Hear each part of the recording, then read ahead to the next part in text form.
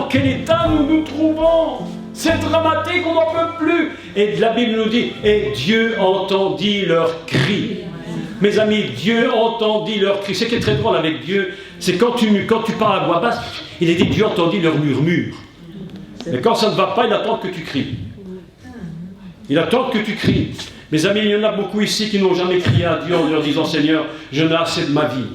J'en ai par-dessus la tête de vivre comme je vis. Je suis un chrétien raté. Je suis un chrétien qui n'a aucun succès. Je n'ai aucun... Tout ce que je fais me rate. Je me regarde, je ne m'apprécie même pas moi-même. Les gens me critiquent. Je fais, ça ne fonctionne pas. Tout me tombe dessus. Mais qui suis-je? Ne pleure pas devant Dieu. Ça ne sert à rien. Crie. Et dis-lui, Seigneur, sors-moi de mon Égypte. Sors-moi de mon Égypte. Je ne veux plus rester comme je suis. C'est impossible. Tant que tu n'en auras pas marre de tes situations, tu resteras dedans et tu t'empireras. Si le peuple d'Israël n'était pas sorti d'Égypte, les Égyptiens les auraient exterminés. Ils sont sortis d'Égypte parce qu'un jour ils en ont eu marre, tellement assez de leur vie. Alors Dieu les a regardés, il a dit on va faire quelque chose. Ils vont sortir d'Égypte, je ne rentre pas dans tous les détails de l'Égypte un jour, ça c'est même pas des prédications, c'est des enseignements, mais ils vont sortir d'Égypte, à la tête, Moïse à la tête, ils vont traverser la mer Rouge. Tout à l'heure nous prions dans la pièce à côté, avant cette réunion, et une parole est venue dans ma tête pour cette réunion d'aujourd'hui, pour ce soir et demain, une parole est venue dans mon esprit, Dieu a dit je veux ouvrir la mer devant mon peuple. Amen. Mes amis, Dieu va ouvrir la mer aujourd'hui. Mais seront sauvés ceux qui rentreront dans la mer. Amen. Ceux qui ne voudront pas rentrer dans les miracles resteront comme ils sont. Amen. Il ne faudra pas venir pleurer demain que rien ne s'arrange. Vous n'aurez que ce que vous aurez cherché. Mais aujourd'hui, la mer va s'ouvrir. Et lorsque maintenant elle est en train de s'ouvrir, parce que je parle, et lorsque tu parles la parole de Dieu, la mer s'ouvre. Au moment où elle s'ouvre, écoutez-moi, dès cet instant, engouffrez-vous avec moi. Engouffrez-vous à l'intérieur. De l'autre côté, c'est la terre promise. Il faudra persévérer. Je me souviens combien j'ai pleuré devant Dieu souvent, et j'espérais que les choses allaient bouger, que j'allais... Vous savez, quand on est jeune, on a 24, 25, 30 ans, on a des visions, des rêves incroyables. Je me voyais là, comme Billy Graham, et Dieu m'a dit, non, il ne me l'a pas dit, mais il me l'a fait comprendre, par l'expérience, combien c'est difficile d'atteindre un niveau. Mes amis, il y a toujours un prix à payer. Dans toute vie chrétienne, il y a toujours un prix à payer. Rien n'est gratuit. Il n'y a que le salut en Jésus qui est gratuit. Mais tout le reste, il faut payer le prix. Jésus, pour sauver l'humanité, a payé de sa vie. Nous autres, nous voudrions réussir, mais nous ne payons pas le prix. Il faut payer le prix. Nous avons voyagé pendant des années, mon épouse et moi, sur les routes du monde. On n'avait même pas un sens. On s'est retrouvés à certains moments de notre vie à dormir par terre dans comment on appelle ça en France, des box où on met les voitures, les garages, je ne sais pas comment vous appelez ça ici. Les box de voitures, on dormait dans les box, et je vous racontais l'histoire. Je me retrouvais parfois dormir par terre. Mais on avait une vision, on avait un but tous les deux. On s'était dit, Seigneur, on va relever le défi de la foi. Jésus avait dit, et il a toujours dit, et il le dit encore, il le dit toujours, il a dit que ceux qui annoncent l'évangile doivent vivre de l'évangile. Alors on a relevé le défi. On s'est dit, Seigneur, on va croire une parole que tu dis. Mes amis, écoutez-moi. Si vous croyez déjà une seule parole de la Bible, à 100%, une seule parole, à 100%, votre monde aurait déjà complètement changé. Alors il y a des gens qui disent, moi je crois toute la Bible. Non, tu possèdes toute la Bible. Mais tu crois que peut-être une toute petite partie de la Bible. Aujourd'hui, nous relevons le défi. Nous relevons le défi, mes amis. Il faut que tu relèves le défi et que tu commences à dire, je vais croire ce que Dieu dit. Même si tout me dit le contraire, je vais croire ce que Dieu dit. Dieu dit à Josué, Josué, écoute, mon peuple a fait 40 ans dans le désert. C'était un peuple insupportable, il râlait tout le temps, comme les Français. Râleurs. Les gilets jaunes étaient dans le désert, tout le monde rouspétait. Il n'avait même pas remarqué que Moïse était un homme de Dieu. Il critiquait Moïse. Moïse, à un moment donné, il en avait par-dessus la tête. Il se tourne vers Dieu. Il dit, écoute Dieu. Il dit, prends ton peuple. Et Dieu lui dit, non, c'est le tien. Oui, il lui dit, conduis ton peuple. Il dit, mais ils vont finir par me lapider. Moïse était au bord de la dépression. Il faisait du burn-out. Il était au bout. Il dit, mais qu'est-ce qu'il faut faire? Tu as vu ce peuple, il est insupportable. Dieu lui dit, écoute Moïse. Et Moïse lui dit, donne-moi un signe, donne-moi un signe. Dieu dit, je vais te donner un signe, Moïse. Écoute bien ce que tu veux te donner un signe. Mais c'est le signe que tu crois, c'est parce que tu imagines. Tu vas prendre ton peuple et tu vas le conduire jusqu'à la montagne. Et quand tu verras ton peuple m'adorer, tu sauras que c'est moi qui t'ai choisi. Autrement dit, mes amis, il y a des gens, ils sont toujours devant Dieu. Ah, Seigneur, donne-moi un signe. Ah, Seigneur, donne-moi un signe. Alors Dieu leur donne un signe, il est gentil, hein. Mais comme un signe, ça ne leur suffit pas. Il en demande un deuxième, parce qu'ils ne sont jamais convaincus. Seigneur, donne-moi encore un signe. Dieu donne un signe. Mais ils ne sont toujours pas convaincus. Je vous dis qu'après 50 signes, ils ne seront toujours pas convaincus. C'est des incrédules en finalité. Moïse, Dieu lui dit, écoute, tu vas conduire ce peuple vers la montagne. Et quand tu verras ce peuple m'adorer, tu sauras que c'est moi qui t'ai choisi. On peut parfois douter de notre appel. Un jour, j'en avais tellement marre, j'étais tellement au bout du rouleau, je n'en pouvais plus. J'ai dit, Seigneur, plus jamais je ne veux lire ta parole, c'est du n'importe quoi. Elle ne dit que n'importe quoi, je ne crois même plus de ta parole. C'est impossible. J'ai dit, Seigneur, ça me suffit, ça suffit. J'ai pris ma Bible, c'était pas celle-ci, c'était l'autre, celle-ci. Et je l'ai mis dans la bibliothèque, je l'ai caché derrière les murs. Derrière les autres livres, j'ai mis les livres dessus. Et j'ai dit, plus jamais je ne regarderai ce livre, c'est terminé. C'est un mensonge, ça ne fonctionne pas. Et la journée, 1 heure est passée, 1 heure et demie est passée. Et tout d'un coup, j'entendais une petite voix dans mon cœur qui me disait, Jacques, qu'est-ce que tu as fait? Qu'est-ce que tu as fait? J'ai dit, Seigneur, pardonne-moi, je ne le ferai plus. Je ne le ferai plus. J'ai pleuré, j'ai dit, Seigneur, je suis monté en courant de l'escalier, au la bibliothèque, j'ai pris ma Bible. Alors j'ai pris ma Bible, je l'ai mis sur ma poitrine, je l'ai serré, j'ai dit, plus jamais je n'abandonnerai le Seigneur. Mes amis, on peut avoir des difficultés dans la vie, on peut douter de notre appel. Mais si c'est Dieu qui t'appelle, et c'est Dieu qui t'appelle, il te ramènera toujours là au point où tu es arrêté, pour que tu recommences. N'abandonne jamais. Crois toujours ce que Dieu dit. Toujours. Si aujourd'hui je suis ici, c'est parce que je n'ai pas abandonné. C'est parce que mon épouse et moi, nous n'avons jamais abandonné. Parfois désespérés. Parfois nous avons pleuré. Parfois j'étais là en disant, c'est fini, plus jamais. Mais toujours, le Seigneur nous a gardés. Parce que le Seigneur ne nous reproche pas. Parfois, non, il ne nous reproche pas de parfois remettre en question son appel. Mais ce qu'il ne veut pas, c'est que tu abandonnes. Il y a des gens, ils sont malades. Ils veulent l'imposition des mains, ils ne sont pas guéris tout de suite. Alors ils abandonnent. Mes amis, n'abandonne jamais. N'abandonne jamais. Mais pour atteindre la terre de la promesse, pour atteindre cette terre de la promesse, Canaan, pour atteindre la promesse que Dieu nous donne, pour atteindre notre héritage. Vous avez un héritage, il faut l'atteindre, mes amis. Pour atteindre l'héritage, il faut passer par des épreuves. Et Dieu dit à Josué, écoute Josué, c'est toi qui mettras le peuple en possession du pays. Ah, Moïse aurait bien voulu le faire, mais il ne l'a pas fait. Mais Dieu dit à Josué, écoute Josué, mon serviteur Moïse est mort. C'est fini, ne compte plus sur lui. Terminé. Aujourd'hui, c'est toi qui a la responsabilité de prendre ton héritage.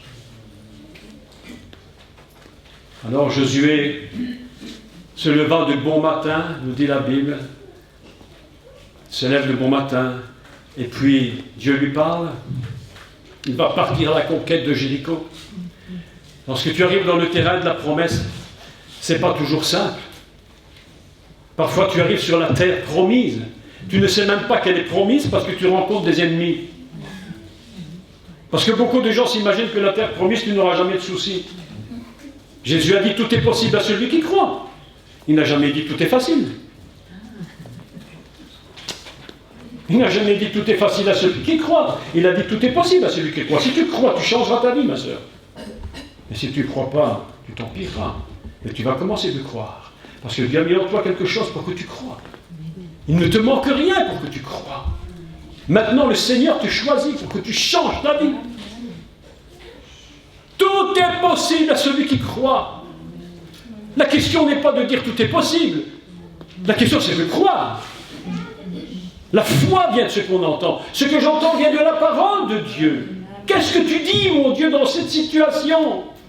Qu'est-ce que tu dis dans ma maladie? Qu'est-ce que tu dis dans ma situation familiale? Qu'est-ce que tu dis par rapport à mes enfants? Qu'est-ce que tu dis par rapport à mon mari? Qu'est-ce que tu dis par rapport à mon épouse? Qu'est-ce que tu dis par rapport à mon job? Qu'est-ce que tu dis par rapport à l'église? Qu'est-ce que tu dis par rapport à moi-même? Et tu regardes ce que Dieu dit, et tu t'accroches à une seule parole, et tu détermines ta vie à ne jamais abandonner. Jamais tu n'abandonnes. Une seule parole. Cet homme va voir Jésus et lui dit, oh écoute, dis un seul mot. Dis un seul mot et mon serviteur sera guéri. Et Jésus, Yeshua n'a même pas eu besoin de se déplacer, mes amis. Il ne s'est même pas déplacé. Même pas déplacé. La foi de ce centenier était tellement grande. Écoute-moi, elle était tellement grande qu'il n'a même pas besoin que Jésus aille se déplacer. Il dit, ta foi est tellement grande, va, ta foi t'a sauvé, va voir. Et on vient lui dire, alors tu as dit, ta fille ou ton fils était guéri. Dis un seul mot. Il faudra apprendre, mes amis, il faudra apprendre tous, autant que nous sommes ici, à croire une parole du Seigneur. Une seule parole. Mais ne pas la remettre en question. Jamais ne la remet en question. Jamais. On peut se trouver devant des murailles énormes. Vous savez, ce qui nous trompe, ce qui nous dérange, c'est que des forteresses ont été construites dans nos vies. L'apôtre Paul, il dit une chose fabuleuse. Il dit, nous renversons les faux raisonnements. Nous renversons les murailles qui se dressent. Parce que si nous ne le faisons pas, mes amis, il est impossible d'amener toute pensée captive à l'obéissance du Seigneur. Avant de vouloir être obéissant, je vais vous dire la vérité, il faut d'abord que tu renverses tous tes faux raisonnements. Avant de vouloir entrer dans l'obéissance parfaite, dit Paul, il faut d'abord que tu renverses tes faux raisonnements, tous les raisonnements qui sont contre la connaissance de Dieu. Je me rappelle, lorsque j'étais un jeune garçon, je devais avoir 6-7 ans, vous voyez, ça date. Il y avait une dame qui allait chez nous dans une église, tout près de chez nous, je ne vais même pas citer l'église parce que je ne voudrais pas jeter un discrédit sur cela, mais une église très très particulière d'ailleurs. Et on leur enseignait cette parole de l'apôtre Paul, où l'apôtre Paul dit, quand je suis faible, c'est que je suis fort. Alors on enseignait dans l'église, quand tu es faible, tu es fort. Donc la pauvre femme, elle était là, elle avait une quarantaine d'années, vous lui en auriez donné 95. Hein. Elle était comme ça, ça calme. Elle était comme ça, ah ouais, complètement fichue là. Alors on allait la voir, on lui dit, mais il faut croire, ah non, quand je suis faible, je suis fort. Comme ça elle était, je vous dis la vérité, elle marchait comme ça, elle croyait qu'elle était forte, parce qu'elle était faible. Vous voyez que les faux raisonnements qu'on peut vous enseigner dans l'église peuvent vous détruire. On peut prendre la parole de Dieu et en construire des faux raisonnements. Les églises peuvent construire des fausses doctrines qui vous élèvent contre la connaissance de qui est Dieu. Et lorsque Dieu te dit quelque chose, comme on t'a enseigné juste le contraire, tu ne peux même plus arriver à sortir de cet renseignement parce que ça a bâti une forteresse. Il y a des croyants ici aujourd'hui au milieu de nous qui ont des véritables forteresses qui empêchent Dieu d'agir. C'est pas qu'il ne veut pas agir, mais il ne sait pas le faire parce que tu t'es enfermé devant des forteresses et des murailles incroyables. Et tu dis, mais pourtant je suis dans l'alliance avec le Seigneur, il m'aime beaucoup, Jésus m'aime beaucoup. Ah, il t'aime beaucoup, mais que tu es une forteresse, tu ne peux même pas traverser la muraille. Josué, Dieu dit à Josué, écoute Josué, c'est toi qui mettras le peuple en possession du pays promis. Alors Josué est tout content, il dit, ben chut, on va y aller. Il appelle tous les soldats, tout le monde se rassemble, et on se prépare au combat. Et il arrive, et qu'est-ce qu'il voit devant lui? Jéricho. Mais comment Jéricho? Pourquoi Jéricho? C'est impossible. Tu m'as dit que c'était le pays de la promesse et voilà Jéricho maintenant. La leçon que nous apprenons, c'est que même dans le pays de la promesse, il y a des combats, mes amis. Et le combat, tu le gagnes par la foi. Il faut que tu crois jusqu'au bout sans douter, que tu aies 10 ans, que tu en aies 8, que tu en aies 9, que tu en aies 40, ou 80, ou 90, ou 150, il est toujours temps de commencer à croire. C'est toujours le temps que tu commences de croire qu'une seule parole que Dieu a dit ne peut jamais être en échec. La foi n'échoue jamais. Tu vas devoir combattre. Tu es devant un problème difficile dans ta vie.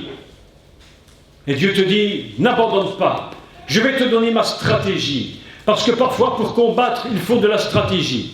Et Dieu donne toujours de la stratégie. Et ils ont pris la ville de Jéricho, et lorsqu'ils ont été vers la ville de Haï, ils n'ont pas vu la même stratégie. Ne crois pas que parce que tu as gagné une victoire d'une telle façon, que demain tu gagneras la deuxième victoire de la même façon. Non, il faut écouter la voix de Dieu qui te donne sa stratégie. Et lorsqu'il te donne sa stratégie, tu fais ce qu'il te dit. Mais pour qu'il fasse ce qu'il te dit, il faut que tu renverses les faux raisonnements, les hauteurs et les murailles qui s'écroulent, qui sont devant toi.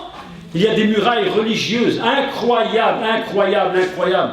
On entend parfois les gens qui sont dans l'église catholique, et je parle d'eux, mais on parlait des protestants, c'est pas beau, et des évangéliques, et tout ce qu'on peut imaginer. Mais tu as ces gens-là, ils disent, moi je suis né catholique, je mourrai catholique. Ah bon, tu es né catholique, tu mourras catholique, même meurs catholique. Qu'est-ce que je te dise? Moi, on m'a annoncé que telle doctrine, c'était comme ça, pas autrement. Et tu te confrontes à des doctrines d'église. Ces doctrines d'église sont des murailles qui ont été construites. Et lorsque Dieu voudrait faire quelque chose avec toi, il n'arrive pas à le faire parce que tu as construit ces murailles religieuses. On n'y arrivera pas parce que la politique a dit que. Nos politiciens dans le monde, en Belgique, c'est catastrophe. En France, catastrophe. En Angleterre, on n'en parle même plus. On ne parle pas de la Hollande et de l'Allemagne, c'est catastrophique, tout. Et les gens ont construit des forteresses incroyables en disant oui, mais ce n'est pas possible parce que. Mais mes amis, ce n'est pas parce que eux le disent. Qu'est-ce que Dieu dit de ta vie? Qu'est-ce que Dieu a dit de toi? Dans ta situation, qu'est-ce qu'il a dit? Oh Dieu, révèle-moi comment prendre mon Jéricho. Comment prendre Jéricho? Dieu dit à Josué, écoute Josué, je te donne ma stratégie. Mais il faudra que tu respectes. Que tu respectes. Tu vas faire le tour de la ville une fois, chaque jour au matin. Et voilà l'armée qui se lève, et tout le monde fait le tour de la ville. Et il dit une chose, Dieu dit une chose extraordinaire, écoutez bien. Il dit, tu ne diras pas un seul mot. Personne n'ouvrira la bouche. Vous savez pourquoi? Parce que la parole que nous disons risquait de faire capoter l'exaucement. Nos paroles, mes amis, sont créatrices. Avant que nos paroles soient un dialogue, aujourd'hui ma parole est un dialogue avec vous, plus ou moins. Mais la Torah ne commence pas en disant au commencement Dieu dit. La première chose que l'on sait de Dieu, c'est que sa parole n'est pas un dialogue. La première chose que l'on sait de la parole du départ, c'est au commencement Dieu créa. C'est-à-dire que la première chose que nous apprenons d'une parole, c'est qu'elle crée quelque chose. Lorsque quelqu'un me parle qu'il me paye des vacances aux îles Baléares, vous avez entendu ce que j'ai dit? Bon. Alors, David, arrête de rigoler. Quelqu'un m'a dit, je te paye des vacances dans les îles Seychelles. Oh, ça c'est la deuxième fois qu'il me l'a payé. La première fois, c'était Baléares. Alors, qu'est-ce qui se produit? Immédiatement, je construis une image. Je vois les plages ensoleillées, je vois les palmiers, je vois mes pieds en éventail. Et je me vois en train de nager dans l'eau bleue, je crée une image. Pourquoi? Parce que la parole, fondamentalement, elle est créatrice. Et ce que tu dis crée quelque chose. Et si tu dis le contraire, tu crées quelque chose aussi. Ce que nous disons crée automatiquement quelque chose. Nous avons un cas extraordinaire aussi dans la Bible, l'histoire de Zacharie, le père de Jean, qui était le baptiseur, qui allait baptiser Jésus. La naissance de Jean-Baptiste était tellement importante aux yeux de Dieu. C'est lui qui allait ouvrir, qui allait préparer le chemin du Messie.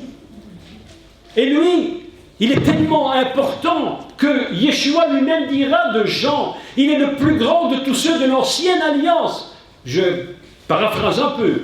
Il est le plus grand. Pourtant, Jean n'est jamais monté 40 jours sur la montagne. Il n'a jamais reçu la Torah. Il n'a jamais fait des choses, même des grands miracles, on ne le voit nulle part. Mais Jésus dit c'est le plus grand. Pourquoi? Parce que cet homme, c'est lui qui préparait le chemin du Messie. Donc sa naissance était excessivement importante.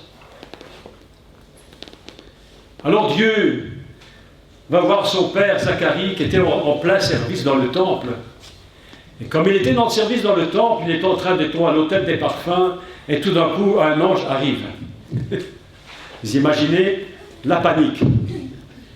Il est là dans un endroit bien fermé, et tout à coup, un ange apparaît du côté droit de l'autel, et l'ange va lui dire quelque chose d'incroyable. Il lui dit, écoute Zacharie, tu auras un enfant. Et la Bible nous annonce qu'il était avancé en âge, sa femme était vieille, comme Sarah, c'était des vieilles personnes, la machine ne fonctionne plus, il n'y a plus rien à faire. Mais qu'importe, Dieu lui dit, tu auras un enfant. Le gars, il n'y croit pas, il doute, il dit, mais c'est impossible, comment c'est possible? Non, je lui dis, écoute Zacharie, il faut que tu sois muet pendant 9 mois. Parce que si jamais tu disais un mot de travers, pendant les 9 mois, tu serais capable de produire une fausse couche. Un mot de travers empêcherait que ta femme soit enceinte. Un mot pendant les 9 mois pourrait faire avorter ta femme. C'est ça qu'il dit. Pendant 9 mois, tu ne diras pas un mot. Et pour être bien certain que Zacharie allait bien se taire, non, je lui dis, écoute, il vaut mieux que je te rende muet. Alors, boum, le gars il sort du temple, et la foule le voit. Vous vous demandez qu'est-ce qui pouvait se passer, il était resté très longtemps dans le temple. Alors la foule sort, et Zacharie sort et la foule est là, ils l'attendent. Et Zacharie, il explique. Et tout le monde comprend qu'il a vu un ange, et que maintenant il est muet. La Bible dit après 9 mois, l'enfant va naître, et la bouche de Zacharie s'est ouverte. Puisse l'Église être muette. Puissions-nous tous être muets sur les promesses que Dieu nous a faites, afin que nous ne disions pas le contraire de ce qu'il nous a dit. Un seul mot de ta part qui va contre ce que Dieu te dit, qu'il va faire pour toi, va annuler la promesse de Dieu, va annuler l'exaucement. C'est ainsi que dans l'Église, il y a des millions d'avortements par jour. Les chrétiens avortent à longueur de journée. Il y a des gens qui vont à l'imposition des mains et ils croient à la promesse de Dieu parce que l'orateur, il est convaincant. Bon, j'espère l'être. Il est convaincant, donc elle s'approche. Elle sort de l'imposition, elle retourne à sa place, et elle juste dit le contraire. Juste le contraire. Autrement dit, ce que tu viens de croire, tu viens de l'annuler. La parole de Dieu demande vraiment beaucoup de contrôle de nos bouches.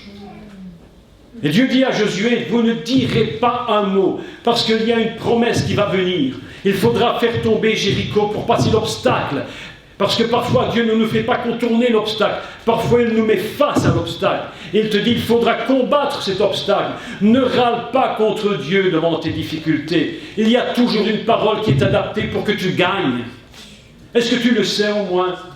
Il y a toujours une parole qui est adaptée à ta situation pour que tu gagnes. Dieu aurait pu dire à Josué, écoute Josué, passe par le côté, fais un détour. Fais un détour, c'est plus simple. Quand ils sont sortis de la mer, quand ils sont sortis d'Égypte, et puis ils ont passé la mer Rouge, Dieu les a fait quitter un chemin pour ne pas prendre le chemin des Philistins. Parce que le mot Philistin, en réalité, quand on fait la traduction de la racine, c'est une voie sans issue. Et Dieu sait qu'il y a des combats que tu ne peux pas mener, parce que ce sont des chemins sans issue. Tu ne sortiras jamais. Donc il dit éviter ce chemin. Mais lorsque tu vas à Jéricho, tu peux gagner Jéricho. Alors il lui dit, personne n'ouvrira la bouche.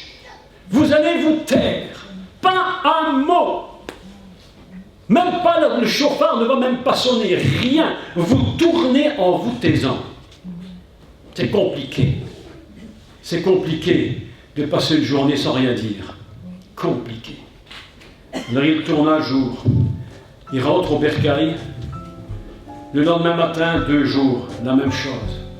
3 jours, 4, 5, 6e jour, la même chose. Le 7e jour, Dieu leur dit maintenant, on arrive au sommet.